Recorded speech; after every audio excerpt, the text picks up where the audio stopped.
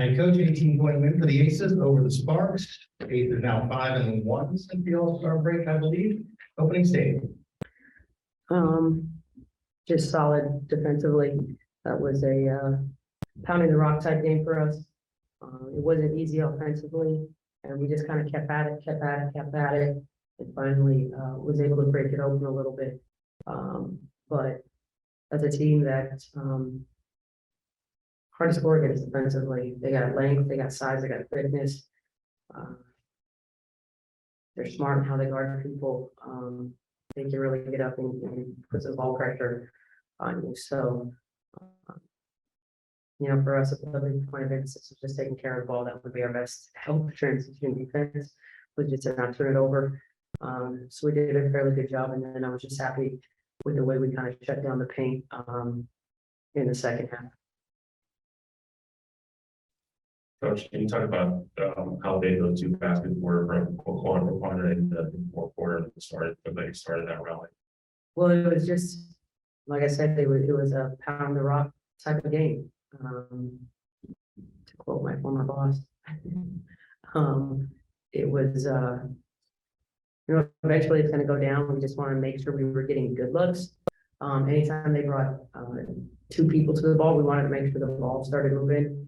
And eventually it did. I thought it was sticking a little bit, especially in the first quarter. But we know Bay is capable of hitting big ones and spacing the floor. And then I thought this was one of her better games, I thought, all the way around, just defensively, offensively.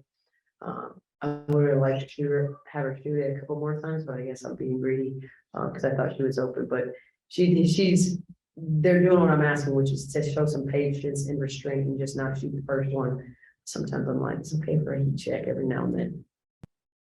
And then they went to the line 13 times. They went to the line 13 times in the first quarter. What do you guys do to clean that up?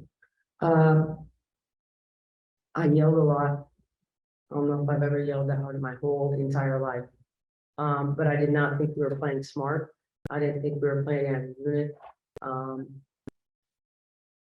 So I told them so, and then they started basically, I think, playing very smart, understanding who they were closing out to, and started to execute the game plan. But part of the game plan was to not foul them, especially the drivers. And we were just reaching. They got into the bonus and we're just swiping, not putting our body in front of anybody. They were in the paint all night in that first quarter.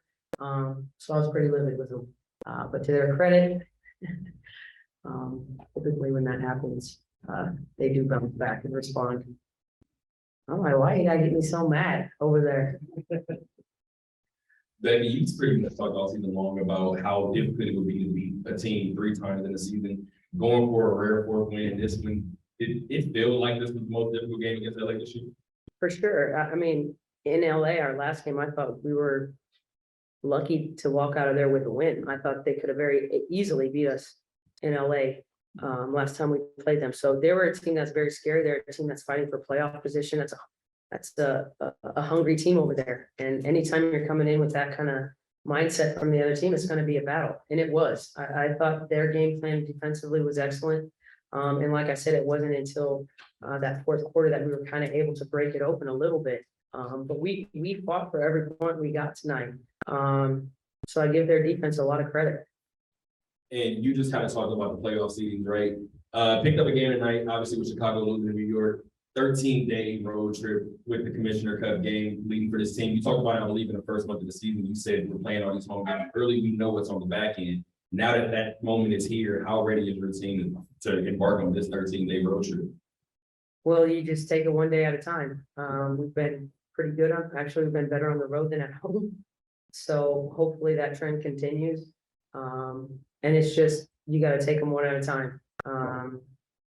I got to do a good job of giving them the proper rest versus keeping them sharp.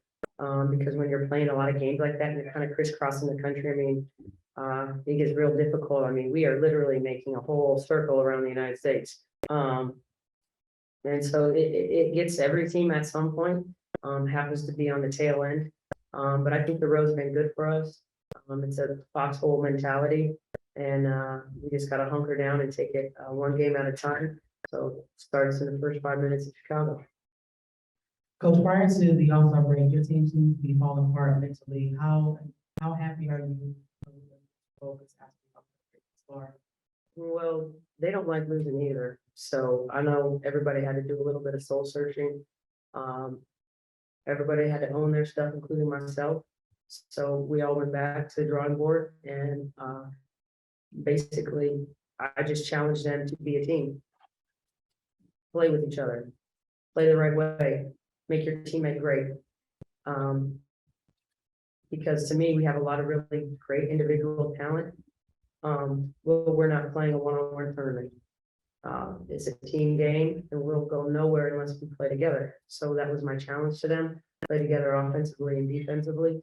And so far, you know, they've basically done it. Minus the first quarter of Atlanta, we've been there.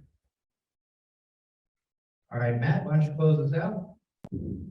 Hey, Becky, congrats on the win. I just wanted to know, how much does it mean to you and what does it say about this team to your first year coaching this group and you guys clinch a playoff spot? I know there's a lot of the regular season left to go, but just for you to clinch this playoff spot in your first year as a head coach, what does it mean to you? Nothing. Nobody's popping champagne. That getting into the playoffs is not the goal. It's part of the process, but it's not the goal. So my goal with them is to continue to build with each other foundations and habits of winning culture. And at the end of the day, that means being selfless.